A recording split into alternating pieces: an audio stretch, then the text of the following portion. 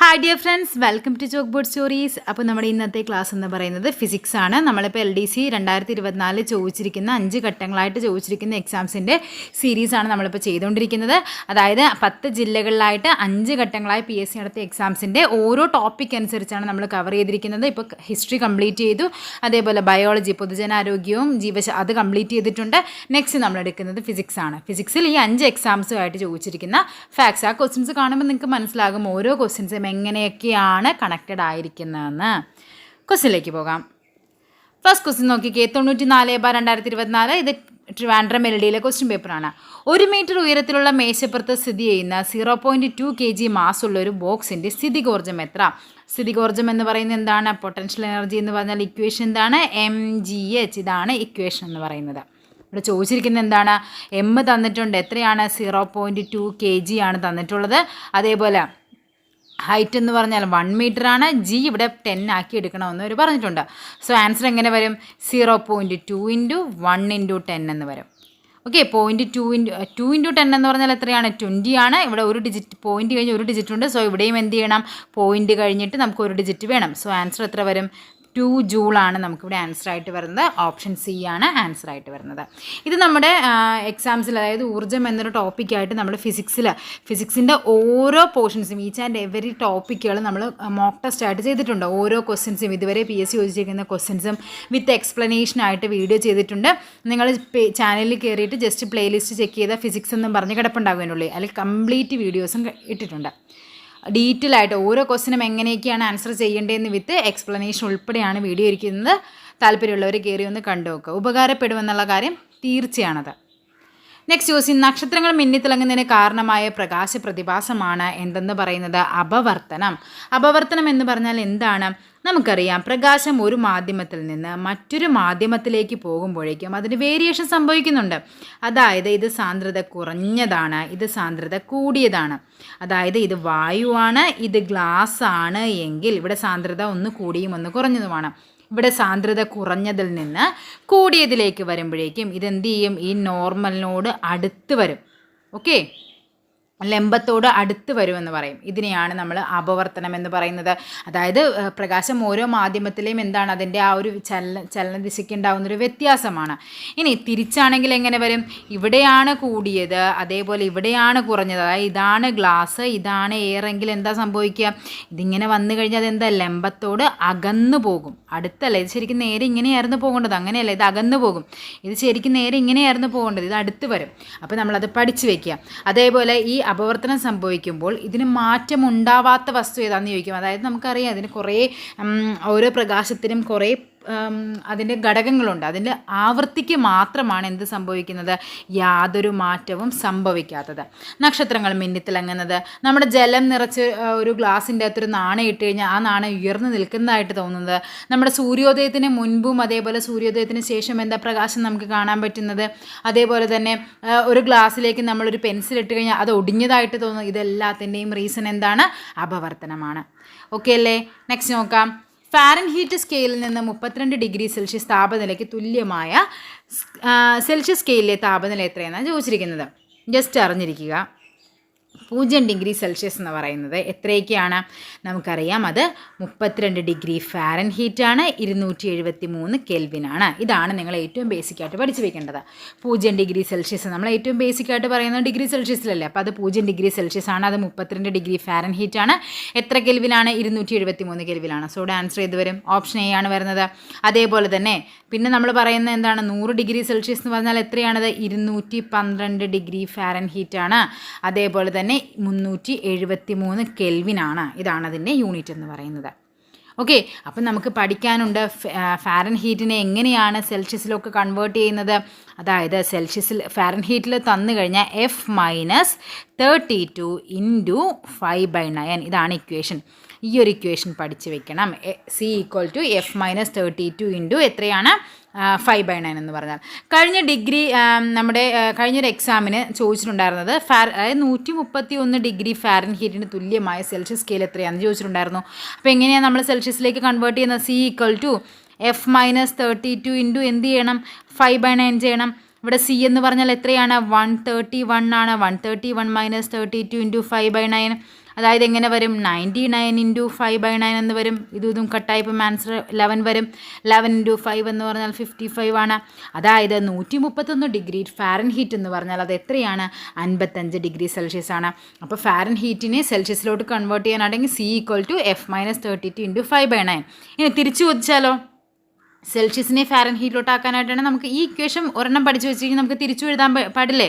അതായത് സി എന്ത് വരും? സി ഇൻറ്റു ഇവിടെ ഡിവിഷനായ നേരെ ഇപ്പുറം വന്ന മൾട്ടിപ്ലിക്കേഷൻ ആകും 9 - 5 + 32 എന്ന് വരും. ഓക്കെ, അത് നമ്മൾ തിരിഞ്ഞും മറിഞ്ഞും പോകരുത്. നെക്സ്റ്റിന് എന്താണ് നമുക്ക് പഠിക്കാനുള്ളത്? സെൽഷ്യസിനെ നമ്മുടെ ഇതിലേക്ക് മാറ്റാനായിട്ട് കെൽവിനിലോട്ട് മാറ്റാനാണ് ചോദിക്കുകയാണ്. ഡിഗ്രി സെൽഷ്യസിനെ കെൽവിനിലോട്ട് മാറ്റാനായിട്ട് എളുപ്പമാണ്. എത്രയാണ്? കെൽവിനിലോട്ട് കൺവേർട്ട് ചെയ്യാനായിട്ട് സെൽഷ്യസിനെ 273.15 കൊണ്ട് ആഡ് ചെയ്താൽ മതി. അപ്പോൾ നമുക്കതിനെ കെൽവിനിലോട്ട് മാറ്റാൻ പറ്റും. ഇനി അടുത്തത് പഠിക്കാനുള്ളതാണ് കേവല പൂജ്യം. അത് ഇമ്പോർട്ടൻ്റ് ആണ്. കേവല പൂജ്യം എന്ന് പറഞ്ഞാൽ എന്താണ്? 0 കെൽവിനെയാണ് കേവല പൂജ്യം എന്ന് പറയുന്നത്. അതിന് തുല്യമായ ഡിഗ്രി സെൽഷ്യസ് ചോദിച്ചാൽ എത്രയായിരിക്കും? അത് -273.15 ആണ്. കണ്ടോ, ഇവിടെ എന്താണ് നമുക്ക് അല്ല ഇതിലല്ലേ ആഡ് ചെയ്യേണ്ടത്. സോ ഇത് നേരെ ഇപ്പുറം വന്നു കഴിഞ്ഞാൽ -273.15 ഡിഗ്രി സെൽഷ്യസിനെയാണ് കേവല പൂജ്യം എന്ന് പറയുന്നത്. അത് ഫാരൻഹീറ്റിലോട്ട് വരുമ്പോഴേക്കും എത്ര വരും? -459.67. ഈ രണ്ട് വാല്യൂസ് എങ്കിലും നന്നായിട്ട് പഠിച്ചു വയ്ക്കുക. കേവല പൂജ്യം എന്ന് പറഞ്ഞാൽ കെൽവിനിലാണെങ്കിൽ അത് 0 കെൽവിനും ഡിഗ്രി സെൽഷ്യസിലാണെങ്കിൽ അത് -273.15 ഡിഗ്രി സെൽഷ്യസുമാണ്. ഓക്കെ, ഇനി നമുക്കറിയേണ്ട മറ്റൊരു കാര്യമാണ് സെൽഷ്യസ്. ഈ സെൽഷ്യസും ഫാരൻഹീറ്റും തുല്യമായ താപനിലയാണ് -40 എന്ന് പറയുന്നത്. അതേപോലെ ഫാരൻഹീറ്റും കെൽവിനും തുല്യമായ താപനിലയാണ് 574.25. ഈ -40 സെൽഷ്യസും ഫാരൻഹീറ്റും തുല്യമായ -40 PSCയുടെ ഒരു റിപ്പീറ്റഡ് ക്വസ്റ്റ്യൻ ആണ്. -40 എന്ന് പറയുന്ന ആ ഒരു താപനിലയിൽ സെൽഷ്യസും ഡിഗ്രി സെൽഷ്യസ് ഫാരൻഹീറ്റും എന്താകും? തുല്യമായിട്ട് വരും. ഓക്കെ, അപ്പോൾ ചോദിക്കാം ഫാരൻഹീറ്റിൽ താപനില ജലത്തിൻ്റെ തിളനില എന്താണെന്ന് ചോദിച്ചാൽ എത്രയായിരിക്കും? അത് ചോദിച്ചിട്ടുണ്ട് കഴിഞ്ഞ പരീക്ഷയ്ക്ക്. ഇതിന് മുമ്പ് 2023 പ്രിലിംസിന് ചോദിച്ചതാണ്. ഫാരൻഹീറ്റിൽ ജലം തിളയ്ക്കുന്നത് ഏത് താപനിലയിലാണെന്ന് ചോദിച്ചിട്ടുണ്ട്. നമുക്കറിയാം ജലം തിളക്കുന്ന എത്രയാണ്? 100 ഡിഗ്രി സെൽഷ്യസ്. 100 ഡിഗ്രി സെൽഷ്യസിന് തുല്യമായ ഫാരൻഹീറ്റ് എന്ന് പറഞ്ഞാൽ അത് 212 ഡിഗ്രി ഫാരൻഹീറ്റ് ആണ്. അപ്പോൾ ഫാരൻഹീറ്റിൽ ജലം തിളക്കുന്നത് ചോദിച്ചാൽ എത്രയാണ്? 212 ഡിഗ്രി ഫാരൻഹീറ്റ് ആണ്. കെൽവിനിൽ ചോദിച്ചാൽ അത് എത്രയാണ്? 373 കെൽവിനാണ്. ഓക്കെ അല്ലേ? Next question. ഇന്ത്യയിലെ ദേശീയ ബഹിരാകാശ ദിനമായി പ്രഖ്യാപിക്കപ്പെട്ട തീയതി ഏതാണ്? ഓഗസ്റ്റ് 23. നമ്മൾ എന്താണ്? ചന്ദ്രയാൻ്റെ ക്ലാസ് കറണ്ട് അഫെയർ ആയിട്ട് ചന്ദ്രയാനും ആദിത്യ L1 രണ്ടും PSCയുടെ 5 പരീക്ഷകളിലും നമുക്ക് റിപ്പീറ്റഡ് ആയിട്ട് ചില പരീക്ഷകളിൽ രണ്ടും ചോദിക്കുന്നുണ്ട്, ചില പരീക്ഷകളിൽ ഏതെങ്കിലും ഒരെണ്ണമായിട്ട് ഉറപ്പായിട്ട് ഈ 5 പരീക്ഷകളിലും ചോദിച്ചിരിക്കുന്ന പോർഷനാണ് ചന്ദ്രയാൻ 3യും അതേപോലെ ആദിത്യ L1 രണ്ടിൻ്റെയും ഡീറ്റെയിൽ ആയിട്ട്, അതായത് അതിൻ്റെ അപ്പുറത്തേക്ക് ഒന്നും ചോദിക്കാത്ത വിധത്തിൽ എല്ലാ പോയിൻറ്റ്സും ഉൾപ്പെടുത്തി ക്ലാസ് ആയിട്ട് ചെയ്തിട്ടുണ്ട്. താല്പര്യമുള്ളവർ കറണ്ട് അഫെയറിൻ്റെ സെക്ഷനിൽ കിടപ്പുണ്ട്. അപ്പോൾ എന്താണ് ഓഗസ്റ്റ് 23 എന്താണ് ബഹിരാകാശ ദിനമായിട്ട് പ്രഖ്യാപിക്കാൻ കാരണം? ചന്ദ്രയാൻ 3യുടെ സോഫ്റ്റ് ലാൻഡിങ് അല്ലേ, അത് ഭയങ്കര വിജയകരമായി പൂർത്തിയാക്കിയതിൻ്റെ സ്മരണാർത്ഥമായിട്ട് എന്ത് ചെയ്യുന്നത്? ഓഗസ്റ്റ് 23 ദേശീയ ബഹിരാകാശ ദിനമായിട്ട് ആചരിക്കുന്നത്. നെക്സ്റ്റ്, സൂര്യനെയും ബാഹ്യവലയങ്ങളെയും കുറിച്ച് പഠിക്കാൻ ISRO തയ്യാറാക്കുന്ന ദൗത്യത്തിൻ്റെ പേരാണെന്ത്? ആദിത്യ L1. ഇത് ഒരേ ക്വസ്റ്റ്യൻ പേപ്പറിൽ തന്നെ 2 ക്വസ്റ്റ്യനും ഞാൻ പറഞ്ഞില്ല, ചന്ദ്രയാനും ചോദിച്ചു, ആദിത്യ L1 ചോദിച്ചിട്ടുണ്ട്. Next question paper. ഗുരുത്വാകർഷണം മൂലമുള്ള ത്വരണം, അതായത് ജിയെ സംബന്ധിച്ച് താഴെ പറയുന്ന പ്രസ്താവനകൾ ശരിയായവ ഏതെല്ലാമെന്നാണ് ചോദിച്ചിരിക്കുന്നത്. ധ്രുവപ്രദേശങ്ങളിൽ ജിക്ക് പരമാവധി മൂല്യമുണ്ട്. ഇത് ശരിയാണ്. ഇവിടെ നോക്കിക്കേ, ഭൂമധ്യരേഖാ പ്രദേശത്ത് ജിക്ക് പരമാവധി മൂല്യമുണ്ട്, ധ്രുവപ്രദേശത്ത് ജിക്ക് പരമാവധി മൂല്യമുണ്ട്. രണ്ടും എന്താണ്? ഒന്നുകിൽ ഇത് ശരിയാവണം അല്ലെങ്കിൽ ഇത് ശരിയാവണം, ഏതെങ്കിലും ഒന്നേ വരുള്ളൂ. ഇത് രണ്ടും കൂടി ശരിയാവണ സ്റ്റേറ്റ്മെൻറ്റ് ഒരിക്കലും വരില്ല. കാര്യം എന്താ? രണ്ടും ഓപ്പോസിറ്റ് വിപരീത കാര്യങ്ങളാണ് പറഞ്ഞിരിക്കുന്നത്. സോ എന്താണ്? 1ഉം 2ഉം ഓപ്ഷൻ നമുക്ക് വേണ്ടത് ശരിയായവയല്ലേ. 1ഉം 2ഉം ഉറപ്പായിട്ടും ഒരുമിച്ച് ശരിയായിട്ട് വരില്ല. ഒന്നുകിൽ 1 അല്ലെങ്കിൽ 2 വരുള്ളൂ. സോ നമുക്ക് ഇത് കട്ട് ചെയ്യാം. 1ഉം 2ഉം ഒരുമിച്ച് വന്നിട്ടുണ്ട്. ഇവിടെയും അതല്ലേ, 1ഉം 2ഉം 3ഉം ശരിയാണെന്ന് പറഞ്ഞിട്ടുണ്ട്. അപ്പോൾ ഇതുമല്ല. ബാക്കി ഈ 2 ഓപ്ഷനിൽ നിന്ന് നമുക്ക് കണ്ടുപിടിച്ചാൽ പോരെ. ഈ 4 ഓപ്ഷൻ തന്നിട്ടുള്ളതിൽ നമുക്ക് 2ആയിട്ട് ചുരുങ്ങിയിട്ടുണ്ട്. ഇനി നമുക്ക് നോക്കാം നെക്സ്റ്റ് എന്താണെന്ന്. അടുത്തറിയാവുന്നോ നോക്കാം. ഭൂകേന്ദ്രത്തിൽ ജിയുടെ വില 0 ആയിരിക്കും. അത് ശരിയാണെന്ന് നമുക്ക് മനസ്സിലായി. 3 ശരിയാണെന്ന് മനസ്സിലായി. സോ ഇവിടെ എന്ത് വരും? ഇവിടെ ഏതാണ് നമുക്കിവിടെ ശരിയായിട്ട് വരുന്നത്? അതായത് ഭൂമി എന്ന് പറയുന്നത് നമുക്കറിയാം ഒരു ജിയോയിഡ് ഷേപ്പാണ്. ഭൂമിയുടെ ഷേപ്പ്, അതായത് മുകൾ ഭാഗം കറക്റ്റ് റൗണ്ട് അല്ല, മുകൾ ഭാഗം ഇത്തിരി പരന്നതാണ്. ഓക്കെ, ഈ ജിയുടെ വാല്യം ഭൂകേന്ദ്രത്തിൽ 0 ആയിരിക്കും. അതേപോലെ ഇവിടേക്ക് വരുന്തോറും എന്താണ്, ജി കുറവാണ്. അതേപോലെ അല്ല, ഇവിടെ എന്താണ് ജിയുടെ വാല്യൂം എന്ന് പറയുന്നത് കുറവായതുകൊണ്ട് തന്നെ ഇവിടെ ഭാരം എന്തായിരിക്കും, ഭാരവും കുറവായിരിക്കും. കാര്യം നമുക്ക് എന്താണ് ഇവിടെ അതേപോലെ തന്നെ ധ്രുവപ്രദേശങ്ങളിലാണെങ്കിൽ ജിയുടെ വാല്യൂ കൂടുതലും ഭാരവും അവിടെ കൂടുതലായിരിക്കും. ധ്രുവപ്രദേശങ്ങളിലെ ജിയുടെ വാല്യൂ എന്ന് പറഞ്ഞാൽ 9.83യും നമ്മുടെ ഭൂമധ്യരേഖാ പ്രദേശങ്ങളിലാണെങ്കിൽ അത് 9.78 ആയിട്ട് വരും. ഓക്കെ അല്ലേ? അപ്പോൾ ഇവിടുത്തെ ആൻസർ ഏത് വരും? നമുക്കെന്താ പരമാവധി മൂല്യം കൂടുതലുള്ളത് ധ്രുവപ്രദേശങ്ങളിലാണ് പരമാവധി മൂല്യമുള്ളത്. സോ ആൻസർ വരുന്നത് 1ഉം 3ഉമാണ്. ഓപ്ഷൻ സി ആണ് ഇവിടെ ആൻസറായിട്ട് വരുന്നത്. ഇത് അടുത്ത ക്വസ്റ്റ്യൻ പേപ്പറാണ്. 109/2024 ക്വസ്റ്റ്യൻ പേപ്പർ എന്ന് പറയുന്നത്. ഇത് തിരിഞ്ഞു പോകരുത്. കാര്യം കഴിഞ്ഞ 2023 ബെവ്കോ LDക്ക് ഇതേ ക്വസ്റ്റ്യൻ ചോദിച്ചിട്ടുണ്ടായിരുന്നു.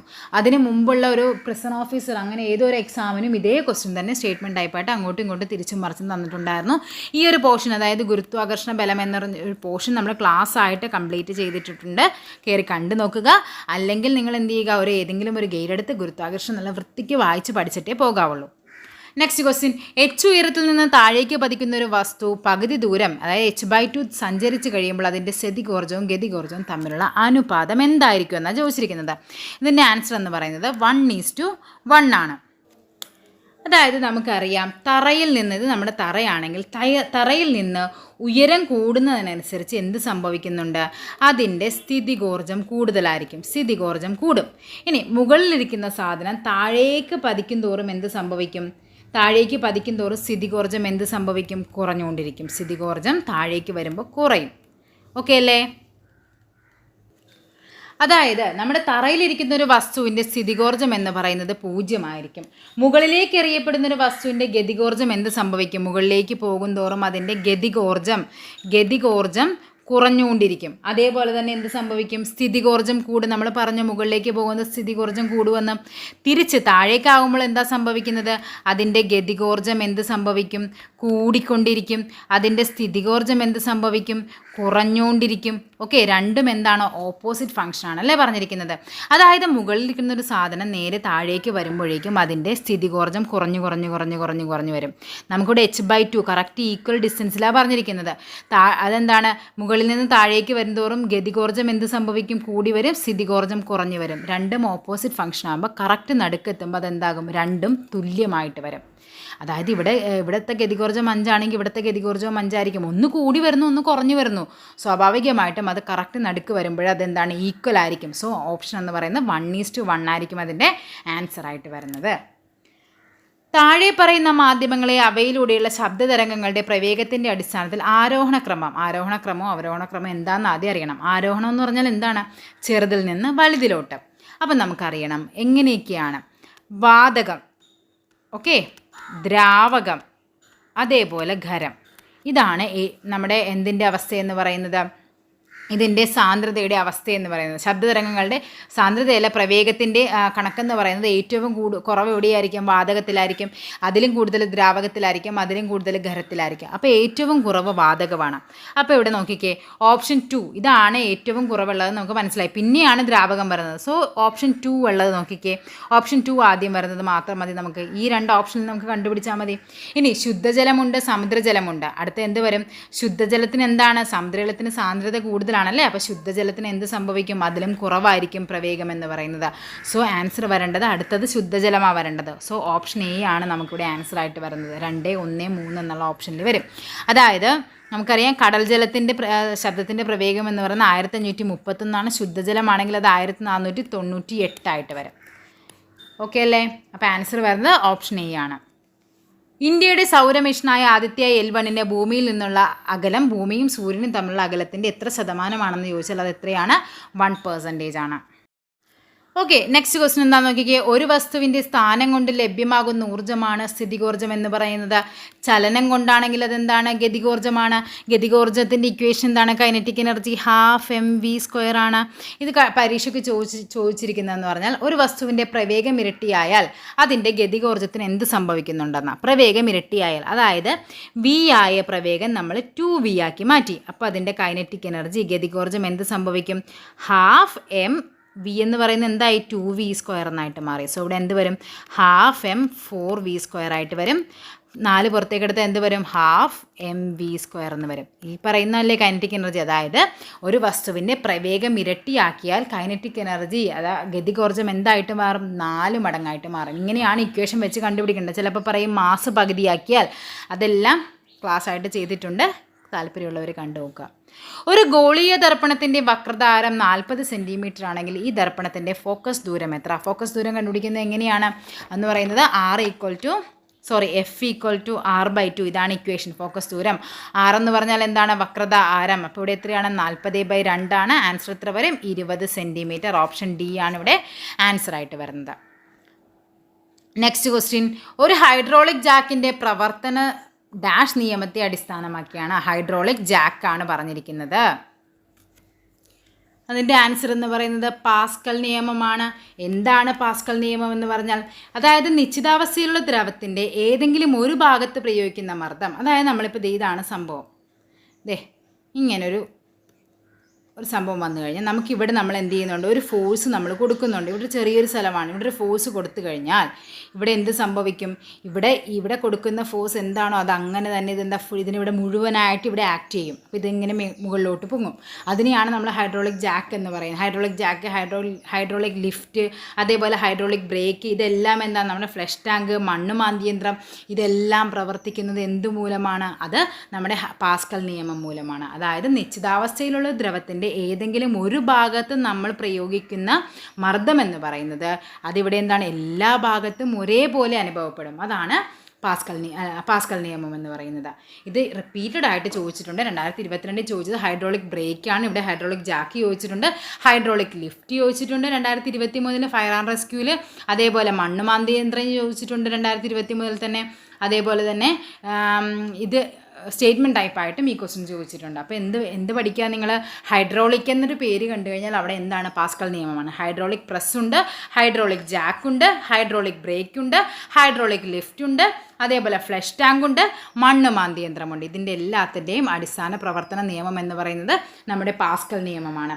എങ്കിൽ ചോദിക്കട്ടെ, നമ്മുടെ ആർക്കിമിഡീസ് എന്താണ്? ആർക്കിമിഡീസ് തത്വം എന്ന് പറഞ്ഞാൽ എന്താണ്?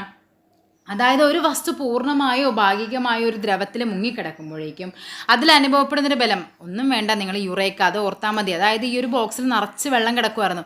അദ്ദേഹം കുളിക്കാനായിട്ട് ഈ വെള്ളത്തിലേക്ക് വന്നിറങ്ങിയപ്പോഴേക്കും അയാളുടെ ഭാരത്തിൻ്റെ തുല്യമായ വെള്ളം എന്ത് ചെയ്യുന്നുണ്ട്? ചാടിപ്പുറത്തേക്ക് പോകുന്നു. ഓക്കെ, അതിനെയാണ് നമ്മൾ ആർക്കിമിഡീസ് പ്രിൻസിപ്പിൾ എന്ന് പറയുന്നത്. ആ ഒരു പ്രവർത്തനം അനുസരിച്ചാണ് അന്തർവാഹിനികളുടെയും കപ്പലുകളുടെയൊക്കെ നിർമ്മാണം എന്ന് പറയുന്നത് നമ്മുടെ ആർക്കിമിഡീസ് പ്രിൻസിപ്പിൾ അനുസരിച്ചിട്ടാണ്. അത് കഴിഞ്ഞ ദിവസം ചോദിച്ചിട്ടുണ്ട് 2023 അന്തർവാഹിനികളുടെ നിർമ്മാണ പ്രവർത്തനം ഏതുമായി ബന്ധപ്പെട്ടിരിക്കുന്നു? ഏതുമായിട്ടാണ്? ആർക്കിമിഡീസ് തത്വമായിട്ടാണ് ബന്ധപ്പെട്ടിരിക്കുന്നത്. അത് ഇമ്പോർട്ടൻ്റ് ആണ്, പഠിക്കുക. അതേപോലെ വരുന്നതാണ് ഒന്ന് പ്ലവക്ഷമ ബലം. എന്താണ് പ്ലവക്ഷമ ബലം എന്ന് പറഞ്ഞാലും ഏകദേശം ഇതേ കൺസെപ്റ്റ് തന്നെയാണ്. അതായത് ഒരു വസ്തുവിനെ നമുക്ക് ഈ വെള്ളത്തിൻ്റെ അടിയിൽ കിടക്കുന്ന കപ്പിയും കയറും അല്ലേ, നമുക്കതിന് മുകളിലേക്ക് എത്തി നമ്മുടെ ആ വാട്ടർ ലെവൽ എത്തും വരെ എന്താണ് അതിൽ നമുക്ക് പൊക്കിയെടുക്കാനായിട്ട് ഭയങ്കര എളുപ്പമായിരിക്കും. അതിൻ്റെ മുകളിലേക്ക് കൊണ്ടുവരുമ്പോഴാണ് നമുക്ക് ബുദ്ധിമുട്ട് അനുഭവപ്പെടുന്നത്. അതായത് ഈ ഒരു ഭാരത്തിന് ആനുപാതികമായിട്ട് ഈ വെള്ളവും എന്ത് ചെയ്യുന്നുണ്ട്? ഈ ഒരു കപ്പിയും ആ ഒരു പാത്രത്തിന് നമുക്ക് എന്ത് ചെയ്യുന്നുണ്ട്? സപ്പോർട്ട് തരുന്നുണ്ട്. വസ്തുവിൻ്റെ ഭാരം താഴേക്ക് അല്ലേ, നമ്മളെന്താണ് 2 ബലങ്ങളുണ്ട്. ഒന്ന് വസ്തുവിൻ്റെ ഭാരം താഴേക്ക് ഉണ്ടാവും, ഒന്ന് വസ്തുവിന്മേൽ ഉപയോഗിക്കുന്ന ഒരു പ്ലവക്ഷമ ബലവും ഉണ്ടാകും. ഈ സാധനം അതായത് അതിൻ്റെ ഉള്ളിൽ കിടക്കുന്ന വെള്ളം അതിൻ്റെ ഉള്ളിൽ ആ പാത്രത്തിലേക്ക് ഒരു ഫോഴ്സ് നമുക്കൊരു സപ്പോർട്ടായിട്ട് തരുന്നുണ്ട്. അതിനെയാണ് നമ്മൾ പ്ലവക്ഷമ ബലം എന്ന് പറയുന്നത്. ഓക്കെ, അതും പരീക്ഷയ്ക്ക് ചോദിക്കുന്നതാണ്. അപ്പോൾ ഈ ബലങ്ങളൊക്കെ നല്ല വൃത്തിക്കൊന്ന് പഠിക്കുക. അതെല്ലാം അവർ ചോദിച്ചിട്ടുണ്ട്. പ്ലവക്ഷമ ബലം ചോദിച്ചിട്ടുണ്ട്, അതേപോലെ തന്നെ പാസ്കൽ നിയമം ചോദിച്ചിട്ടുണ്ട്, അതേപോലെ തന്നെ ന്യൂട്ടൻ്റെ നിയമങ്ങൾ ചോദിച്ചിട്ടുണ്ട്. Okay, next question. ചന്ദ്രയാൻ 3 ദൗത്യത്തിൻ്റെ റോവർ അറിയപ്പെടുന്നത്, ചന്ദ്രയാൻ 3 ദൗത്യത്തിൻ്റെ റോവർ ഏതാണ്? അത് നമ്മുടെ പ്രഗ്യാനാണ് അല്ലേ. പ്രഗ്യാനാണ് റോവർ. ലാൻഡർ ഏതാണ്? അത് വിക്രമാണ്. ഇതെല്ലാം റിപ്പീറ്റഡ് ക്വസ്റ്റ്യൻസ് ആണ്. ദ്രവത്തിൻ്റെ അഞ്ചാമത്തെ അവസ്ഥയാണ് ചോദിച്ചിരിക്കുന്നത്. അത് ഏതാണ്? ബോസ് ഐൻസ്റ്റീൻ കണ്ടൻസേറ്റ് ആണ് ദ്രവ്യത്തിൻ്റെ 5ാമത്തെ അവസ്ഥ എന്ന് പറയുന്നത്. ആദ്യത്തെ ഏതൊക്കെയാണ് നമുക്കറിയാമല്ലേ? ഖരം, ദ്രാവകം, വാതകം, പിന്നെ എന്താണ്? പ്ലാസ്മയുണ്ട്. ബോസ് ഐൻസ്റ്റീൻ കണ്ടൻസേറ്റ് 5ാമത്തത്, fermionic condensate, quark gluon plasma, ഇതെല്ലാം നമ്മൾ പഠിക്കുന്നതാണ്. അപ്പോൾ ബോസ് ഐൻസ്റ്റീൻ കണ്ടൻസേറ്റ് ആണ് 5ാമത്തെ അവസ്ഥ എന്ന് പറയുന്നത്. 4ാമത്തതാണ് പ്ലാസ്മ എന്ന് പറയുന്നത്. Next question paper 122/24 next question പേപ്പറാണ്. നോക്കിക്കേ, പ്രകാശരശ്മി ഒരു പ്രിസത്തിൽ കൂടി കടന്നു പോകുമ്പോൾ അത് 7 വർണ്ണങ്ങളായി മാറുന്ന പ്രതിഭാസനമാണ് എന്തെന്ന് പറയുന്നത്? പ്രകീർണനം. ആൻസർ വന്നിരുന്നത് വിസരണമാണ്, പക്ഷേ അത് പ്രകീർണനമാണ് ആൻസർ. നമ്മളിങ്ങനെ ഒരു പ്രിസത്തിലൂടെ കടന്നു പോകുമ്പോഴേക്കും അതെന്ത് സംഭവിക്കും? അതിങ്ങനെ 7 നിറങ്ങളായിട്ടാണ് നമുക്ക് പുറത്തേക്ക് വരുന്നത്. അതായത് പ്രകാശം അതിൻ്റെ ഘടകവർണ്ണങ്ങളായി വേർപിരിയുന്ന പ്രതിഭാസത്തെ അറിയപ്പെടുന്ന പേരാണ് എന്താ? പ്രകീർണനം എന്ന് പറയുന്നത്. നെക്സ്റ്റ്, ലോ ഓഫ് ഇനേഷ്യ എന്ന് പറഞ്ഞാൽ എന്താണ്? ന്യൂട്ടൻ്റെ 1-ാം ചലന നിയമവുമായി ബന്ധപ്പെട്ടതാണ് എന്ത്? ലോ ഓഫ് ഇനേഷ്യ എന്ന് പറയുന്നത്. ന്യൂട്ടൻ്റെ 3 ചലന നിയമങ്ങളുണ്ട്. അതിൽ ഒന്നാമത്തെ എന്താണ്? അസന്തുലിതമായ ബാഹ്യബലത്തിന് വിധേയമാകുന്നത് വരെ ഏതൊരു വസ്തുവും അതിൻ്റെ നിശ്ചലാവസ്ഥയിലോ നേർരേഖാ സമചലനത്തിലോ തുടരും. അതായത് നമ്മളിങ്ങനെ ഒരു ബോൾ നമ്മളിങ്ങനെ ഉരുട്ടിയിടുവാണ്, ഭയങ്കര സ്മൂത്ത് സർഫസ് ആണെന്ന് വെക്കുക, ആ ബോൾ ഇങ്ങനെ ഉരുണ്ട് പോകും. അല്ലെങ്കിൽ നമ്മൾ ചരിച്ച് വെച്ചിരിക്കുന്നൊരു സാധനം അതിലൂടെ ഇങ്ങനെ ഉരുട്ടിയിട്ട് കഴിഞ്ഞാൽ അതിങ്ങനെ ഉരുണ്ട് പോകും. അതിന് ഓപ്പോസിറ്റായിട്ട് ഇവിടെ എന്തുണ്ട്? ഒരു ഘർഷണബലമുണ്ട്. അങ്ങനെയാണ് പതുക്കെ സ്പീഡ് കുറഞ്ഞത് എവിടെയെങ്കിലും നിൽക്കുന്നത്.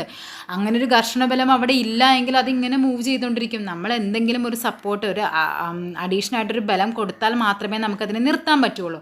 അതാണ് പറയുന്നത്, അസന്തുലിതമായൊരു ബാഹ്യബലത്തിന് വിധേയമാകുന്നത് വരെ ഏതൊരു വസ്തുവും അതിൻ്റെ നിശ്ചലാവസ്ഥയിലോ നേർരേഖാ സമചലനത്തിലോ ഇങ്ങനെ തുടർന്നുകൊണ്ടേയിരിക്കും. അതാണ് ന്യൂട്ടൻ്റെ 1-ാം ചലന നിയമം. ഈ ചലന നിയമമാണ് എന്തെന്നറിയപ്പെടുന്നത്? നമ്മുടെ ലോ ഓഫ് ഇനേർഷ്യ എന്നറിയപ്പെടുന്നത്. ഇതാണ് നമ്മുടെ മാവിൻ്റെ കൊമ്പൊക്കെ കുലുക്കുമ്പോഴേക്കും എന്ത് സംഭവിക്കും? മാങ്ങ താഴെ വീഴുന്നതൊക്കെ ന്യൂട്ടൻ്റെ 1-ാം ചലന നിയമവുമായി ബന്ധപ്പെട്ടതാണ്. അതിങ്ങനെ എന്താണ്? നമ്മൾ ആ ഒരു പെട്ടെന്നൊരു അവിടെ ഒരു ഫോഴ്സ് കൊടുക്കുമ്പോഴേക്കും എന്ത് സംഭവിക്കുന്നുണ്ട്? അതവിടെ അനങ്ങാതിരുന്ന സാധനം പെട്ടെന്ന് എന്താണ് മൂവ് ചെയ്യുമ്പോഴേക്കും അത് താഴേക്ക് പോരുന്നത്. അപ്പം മാവിൻ്റെ കൊമ്പ് പെട്ടെന്ന് കുലുക്കുമ്പോൾ മാങ്ങ ഞെട്ടറ്റ് വീഴുന്നത് ന്യൂട്ടൻ്റെ ഏത് ചലന നിയമത്തിന് ഉദാഹരണമാണെന്ന് ചോദിച്ചിട്ടുണ്ട്. അപ്പോൾ അത് ഏതാണ്? ന്യൂട്ടൻ്റെ 1-ാം ചലന നിയമമാണ്. ജഡത്വ നിയമം അഥവാ ലോ ഓഫ് ഇനേർഷ്യ എന്നറിയപ്പെടുന്നത് 1-ാം ചലന നിയമമാണ്. ഇനി എന്താണ് 2-ാം ചലന നിയമം എന്ന് പറഞ്ഞാൽ? ഒരു വസ്തുവിനുണ്ടാകുന്ന ആക്കവ്യത്യാസത്തിൻ്റെ നിരക്ക് ആ വസ്തുവിൽ പ്രയോഗിക്കുന്ന അസന്തുലിത ബാഹ്യബലത്തിൻ്റെ നേരനുപാതത്തിലായിരിക്കും എന്നാണ് പറയുന്നത്. അതാണ് 2-ാം ചലന നിയമം. അതായത് F=ma. ഈ ഇക്വേഷൻ ബേസ് ചെയ്ത് വരുന്നത് സെക്കൻഡ് ലോ ആണ്. അടുത്തത് പറയുന്നത് എന്താണ്? Third law. അതെല്ലാവർക്കും അറിയാം അല്ലേ? മറ്റേ ഏതൊരു പ്രവർത്തനത്തിനും തുല്യവും വിപരീതവുമായ പ്രതിപ്രവർത്തനം ഉണ്ടാകും. അതെപ്പോഴും നമ്മൾ പഠിക്കുന്നതാണ്. അപ്പോൾ ന്യൂട്ടൻ്റെ 1-ാം ചലന നിയമമാണ് ലോ ഓഫ് ഇനേർഷ്യ എന്ന് പറയുന്നത്. നെക്സ്റ്റ്, ഹൈഡ്രോളിക് ലിഫ്റ്റിൻ്റെ പ്രവർത്തന തത്വം നമ്മൾ പറഞ്ഞു. Hydraulic lift, hydraulic Jack, hydraulic press എല്ലാത്തിൻ്റെയും എന്താണത്? പാസ്കൽ നിയമമാണ്. ചന്ദ്രയാൻ 3ൻ്റെ ലാൻഡറിൻ്റെ പേര്, ലാൻഡർ ഏതാണ്? വിക്രമാണ് ചന്ദ്രയാൻ 3യുടെ ലാൻഡർ എന്ന് പറയുന്നത്. താഴെ തന്നിരിക്കുന്നതിൽ ദൂരത്തിൻ്റെ യൂണിറ്റാണ് ചോദിച്ചിരിക്കുന്നത്. നമുക്കറിയാം മീറ്ററും പ്രകാശവർഷവും എന്തിൻ്റെ യൂണിറ്റാണ്? ദൂരത്തിൻ്റെ യൂണിറ്റാണ്. സോ ആൻസർ വരുന്നത് ഓപ്ഷൻ. ദൂരത്തിൻ്റെ യൂണിറ്റ് ഏതെന്നാണ് ചോദിച്ചിരിക്കുന്നത്? 1ഉം 2ഉം മാത്രമാണ് ഇവിടെ ദൂരത്തിൻ്റെ യൂണിറ്റായിട്ട് വരുന്നത്. അതേപോലെ ക്യാൻഡില എന്തിൻ്റെയാണ്? ക്യാൻഡില എന്ന് പറയുന്നാൽ പ്രകാശ തീവ്രതയാണ്. പ്രകാശത്തിൻ്റെ തീവ്രത കണ്ടുപിടിക്കാനാണ് ക്യാൻഡില. അത് CD ആണ് അതിൻ്റെ യൂണിറ്റ് പ്രതീകം എന്ന് പറയുന്നത്. അതായത് നമുക്കറിയാം അടിസ്ഥാന യൂണിറ്റുകൾ 7 എണ്ണമുണ്ട്. SI യൂണിറ്റുകൾ അതിൽ പറയുന്നത് ഒന്ന് നീളമാണ്. നീളത്തിൻ്റെ എന്താണ്? മീറ്ററാണ്. പിണ്ഡം എന്ന് പറഞ്ഞാൽ എന്താണ്? കിലോഗ്രാം ആണ്. സമയം സെക്കൻഡാണ്. പിന്നെയുള്ളത് വൈദ്യുത പ്രവാഹം എന്താണ്? വൈദ്യുത പ്രവാഹം എന്ന് പറഞ്ഞാൽ അതിൻ്റെ യൂണിറ്റ് എന്ന് പറയുന്നത് ആംബിയർ ആണ്. ആംബിയർ. A ആണ് പ്രതീകം. താപനിലയുണ്ട്. താപനില എന്ന് പറഞ്ഞാൽ എന്താണ്?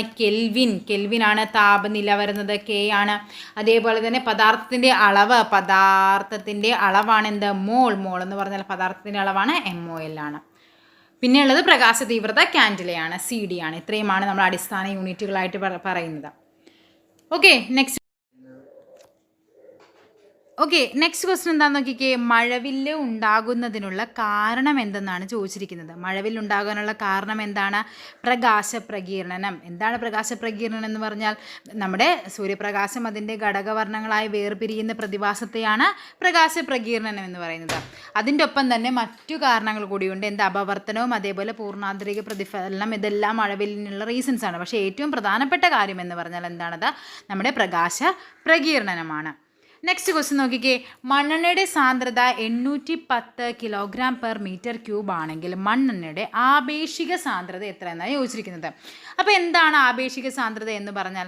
അതായത് ആപേക്ഷിക സാന്ദ്രത ഒരു വസ്തുവിനെ അപേക്ഷിച്ച് മറ്റൊന്നിനെന്നാണ് പറയുന്നത്. അതായത് ഏതെങ്കിലും ഒരു ഫിക്സ്, അതായത് നമുക്കറിയാം ആപേക്ഷിക സാന്ദ്രത എന്ന് പറഞ്ഞാൽ വസ്തുവിൻ്റെ സാന്ദ്രത എത്രയാണോ അതിനെ നമ്മുടെ ജലം എന്ന് അതിനെ ഫിക്സ് ആക്കി വെച്ചിട്ട് ജലത്തിൻ്റെ സാന്ദ്രത കൊണ്ട് ഡിവൈഡ് ചെയ്യുന്നതിനെയാണ് നമ്മൾ എന്ത് പറയുന്നത്? ആപേക്ഷിക സാന്ദ്രത എന്ന് പറയുന്നത്? ഒരു കാര്യം കൂടി അറിഞ്ഞിരിക്കുക, ആപേക്ഷിക സാന്ദ്രതയ്ക്ക് യൂണിറ്റ് ഇല്ല എന്നും കൂടി അറിഞ്ഞിരിക്കുക. ആപേക്ഷിക സാന്ദ്രതയ്ക്ക് യൂണിറ്റ് ഇല്ല. അപ്പോൾ അതേപോലെ ആപേക്ഷിക സാന്ദ്രത അളക്കാൻ ഉപയോഗിക്കുന്ന ഉപകരണമാണ് എന്തെന്ന് പറയുന്നത്? ഹൈഡ്രോമീറ്റർ. ഹൈഡ്രോമീറ്റർ എന്ന് പറഞ്ഞാൽ ആപേക്ഷിക സാന്ദ്രത അളക്കാൻ ഉപയോഗിക്കുന്ന ഉപകരണമാണ്. അതേപോലെ തന്നെ നമുക്ക് നോക്കാം, ഇത് ഈ ക്വസ്റ്റ്യൻ നമ്മുടെ SCERT ടെക്സ്റ്റ് ബുക്കിലെ ക്വസ്റ്റ്യൻ ആണ് ഈ തന്നിരിക്കുന്നത്. ജലത്തിൻ്റെ സാന്ദ്രത എന്ന് പറഞ്ഞാൽ 1000 ആണ്. 1000 kg/m³ ആണ്. മണ്ണെണ്ണയുടെ നമുക്കറിയാം 810 ആണെന്ന്. സോ എന്ത് ചെയ്യുക? 810 / 1000 ചെയ്യുക. അപ്പോൾ ആൻസർ എന്ത് വരും? 1000 കൊണ്ട് ഡിവൈഡ് ചെയ്യുമ്പോൾ 3 ഡിജിറ്റ് മാറ്റി പോയിന്റ് ഇടണം അല്ലേ? സോ 0.810 എന്ന് കിട്ടും. സോ ഓപ്ഷൻ എ ആണ് ഇവിടെ ആൻസർ ആയിട്ട് വരുന്നത്. നെക്സ്റ്റ് ക്വസ്റ്റ്യൻ നോക്കിക്കേ. ആദിത്യ L1 വിക്ഷേപിക്കാൻ ഉപയോഗിച്ച വിക്ഷേപണ വാഹനമാണ് PSLV C-57 എന്ന് പറയുന്നത്. കണ്ടോ, ഇതേ ക്വസ്റ്റ്യൻ പേപ്പറിൽ തന്നെ ആദിത്യ L1ഉം അതേപോലെ തന്നെ ചന്ദ്രയാനും ചോദിച്ചിട്ടുണ്ട്. ആ 2 ടോപ്പിക്ക് നിങ്ങൾ ഒന്ന് വായിച്ചിട്ടെങ്കിലും ഉറപ്പായിട്ടും പോകാവൂ. ചന്ദ്രയാൻ 3 ദൗത്യത്തിലെ ലൂണാറിൻ്റെ റോവറിൻ്റെ പേരെന്ത്? റോവർ എന്തായിരുന്നു? പ്രഗ്യാൻ. കണ്ടോ, കഴിഞ്ഞ ക്വസ്റ്റ്യൻ്റെ റിപ്പീറ്റേഷൻ ആയിരുന്നു ഇത്തവണയും വന്നത്. റോവർ എന്ന് പറയുന്നത് പ്രഗ്യാനും അതേപോലെ ലാൻഡർ ഏതായിരുന്നു? വിക്രവുമായിരുന്നു. എന്താണ് കേവല പൂജ്യം? നമ്മൾ ഫസ്റ്റ് 94/24, അതായത് നമ്മുടെ ട്രിവാൻഡ്രം LDയിലെ ക്വസ്റ്റ്യൻ പേപ്പറിൻ്റെ കണക്റ്റഡ് ഫാക്ട്സ് പഠിച്ചിട്ടുള്ളവർക്ക് ഇത് ഉറപ്പായിട്ടും കിട്ടും.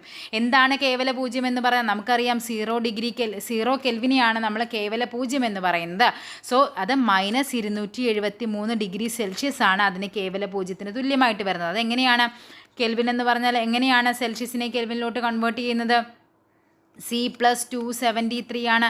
നമുക്കിവിടെ അറിയാം K എന്ന് പറഞ്ഞാൽ 0 ആണെന്നറിയാം. അത് എത്ര സെൽഷ്യസ് ആണെന്ന് അറിയാനായിട്ട് എന്ത് ചെയ്യണം? നേരെ ഇപ്പുറം വരുമ്പോൾ -273 വരും C. അതായത് ഡിഗ്രി സെൽഷ്യസിലേക്ക് വരുമ്പോഴേക്കും -273 ആണ് കേവല പൂജ്യം എന്ന് പറയുന്നത്. ഓക്കെ, അപ്പോൾ നമ്മുടെ ക്വസ്റ്റ്യൻസ് കഴിഞ്ഞിരിക്കുകയാണ്. അപ്പോൾ ഫിസിക്സിൻ്റെ പോർഷനിൽ നിന്ന് എങ്ങനെയൊക്കെയാണ് ക്വസ്റ്റ്യൻസ് വന്നതെന്നും ഏതൊക്കെ ഏരിയകളാണ് നമുക്കിനി പഠിക്കേണ്ടതെന്നൊക്കെ ഒരു ഐഡിയ കിട്ടിയിട്ടില്ല. അപ്പോൾ അത് ഇനി അടുത്ത 2 ഘട്ടമുള്ളവരും ഈ ഏരിയകളെല്ലാം നോക്കിയിട്ടേ പോകാവൂ പരീക്ഷയ്ക്ക്. അപ്പോൾ വീഡിയോ ഇഷ്ടപ്പെട്ടാൽ ഒന്ന് ലൈക്ക് ചെയ്യാനും നിങ്ങളുടെ നിർദ്ദേശങ്ങൾ കമൻറ്റ് ചെയ്യാനും ചാനലും കൂടി ഒന്ന് സബ്സ്ക്രൈബ് ചെയ്ത് സപ്പോർട്ട് ചെയ്യുക. താങ്ക്